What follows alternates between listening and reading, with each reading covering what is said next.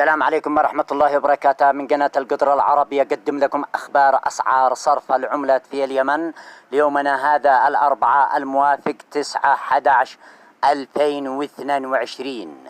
صنعاء الدولار الأمريكي بيع 560، سعر الشراء 559. الريال السعودي بيع 148.6، سعر الشراء 148.45. استقر الدولار والريال السعودي أمام الريال اليمني في محافظة صنعاء. محافظة عدن الدولار الأمريكي بيع 1177، سعر الشراء 1166. الريال السعودي بيع 311، سعر الشراء 309. محافظة حضرموت الدولار الأمريكي بيع 1170، سعر الشراء 1160. الريال السعودي بيع 310.5، سعر الشراء 309.5.